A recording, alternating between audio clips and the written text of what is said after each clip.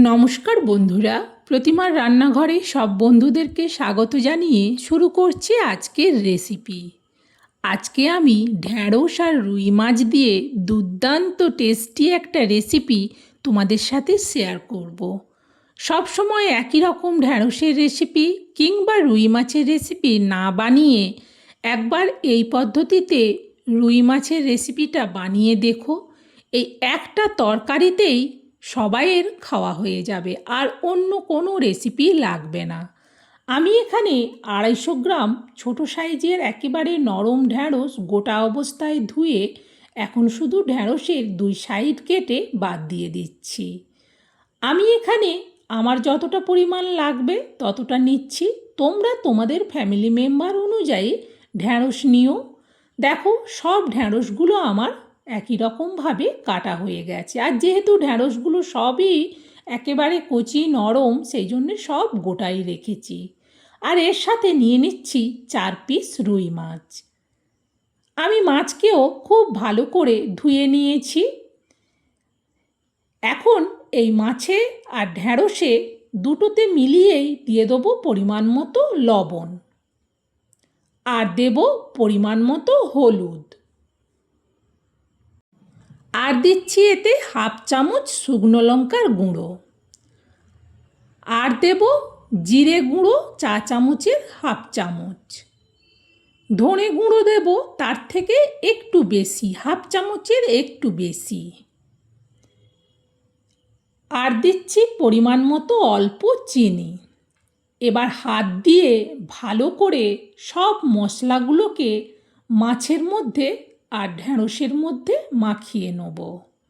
বন্ধুরা, আমি এই দুর্দান্ত স্বাদের রেসিপিটা কিভাবে বানাই সেটা কিন্তু তোমরা স্কিপ করে দেখো না। স্কিপ করে দেখলে কোনো কিছু মিস করে যেতে পারো, তখন কিন্তু রেসিপিটা অতটা টেস্টি হবে না।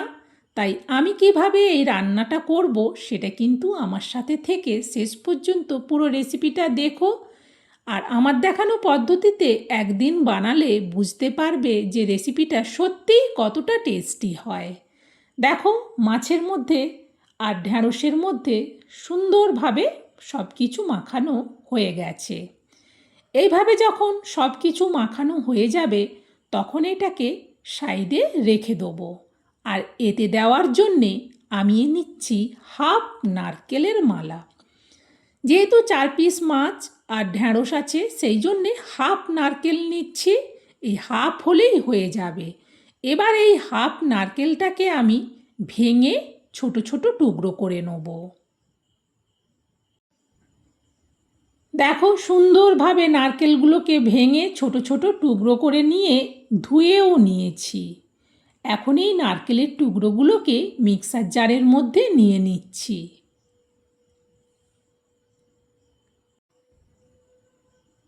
এরপর এতে অল্প জল দিচ্ছি। এবার ঢাকনাটা বন্ধ করে সুন্দর একটা নারকেলের পেস্ট তৈরি করে নেব। দেখো, সুন্দরভাবে নারকেলগুলোকে পেস্ট তৈরি করে নিয়েছি। এখন এতে দিয়ে দেবো ছোট বাটির 1/2 বাটি জল।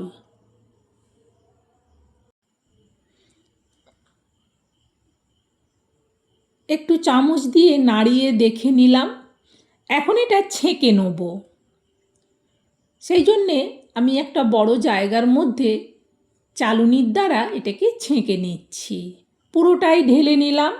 এবার একটা ছোট চামচ দিয়ে এইভাবে একটু নাড়ালেই সুন্দরভাবে নারকেলের দুধটা পুরোটাই বেরিয়ে যাবে, একটুও আর নষ্ট হবে না। আর ছোট ছাঁকনির দ্বারা করলে তখন কিন্তু অনেকটা সময় লাগে ছাঁকতে, সেই জন্যে আমি যখনই নারকেল কুড়ে দুধ বের করি এইভাবে ছেঁকে নিই। দেখো, সুন্দরভাবে নারকেলের দুধটা আমার রেডি হয়ে গেল। এখন গ্যাস জেলে কড়া বসিয়ে দিয়ে কড়াতে দিয়ে দিচ্ছি তেল। আর মাছ রান্না করলে আমি সবসময় সরিষার তেল দিয়েই মাছটা রান্না করি। খুন্তি দিয়ে তেলটাকে কড়ার উপর পর্যন্ত চাড়িয়ে নিলাম। তেল বেশ ভালো করে গরম হয়ে গেছে। দিয়ে দিচ্ছি সবের প্রথম মাছ। যেহেতু 4 পিস মাছ তাই প্রথমে 4 পিস মাছ দিলাম। দেওয়ার পর একটু 1 মিনিটের মতো অপেক্ষা করেছিলাম। মাছগুলোকে আস্তে করে একটু উল্টে দিচ্ছি।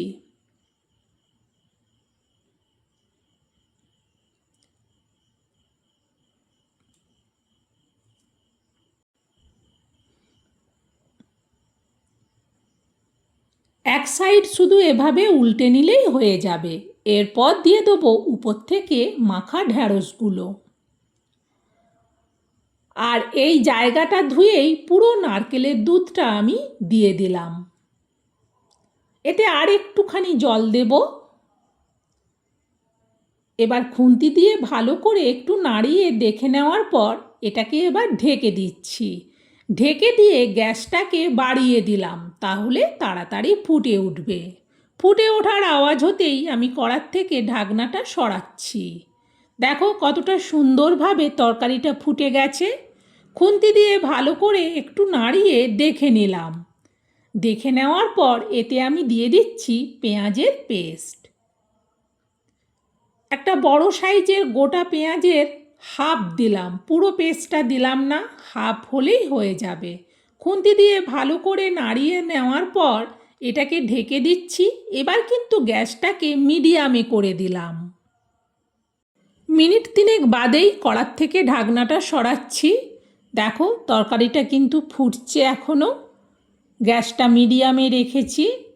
খুন্তি দিয়ে ভালো করে নাড়িয়ে দেখে নিলাম। যেহেতু আমি এটা ভাতে খাওয়ার জন্যে বানাচ্ছি, সেই জন্যে এরকম একটু ঝোল রাখবো, তাহলে ভাতে মেখে খেতে সুবিধে হবে। আর ঝোলটা কোনো কিছু করার দরকার নেই। এবার এটা নাবিয়ে নেব। তরকারিটা অনেকটা, সেই জন্যে একটা বড় বাটিতে ঢেলে নিলাম। বন্ধুরা সত্যিই বলছি, রুই মাছ এই পদ্ধতিতে রান্না করলে স্বাদ মুখে লেগে থাকবে। কিছু কিছু স্বাদ আছে, না বানিয়ে খেলে বিশ্বাসই হবে না। রুই মাছের একঘেয়েমি রেসিপি বাদ দিয়ে একবার এই রান্নাটা করে দেখো, স্বাদ মুখে লেগে থাকবে। আমার এই রান্নাটা তোমাদের কেমন লাগলো সেটা কমেন্টে জানিও। ভালো লাগলে একটা লাইক দিও আর রেসিপিটা শেয়ার করে দিও। একঘেয়েমি রুই মাছের রেসিপি ছেড়ে যাতে এই নতুন পদ্ধতিতে রান্নাটা সবাই করে খেতে পারে। দুর্দান্ত টেস্টি একটা রেসিপি। আজকের মতো রেসিপি শেষ, আবার অন্য রেসিপিতে দেখা হবে।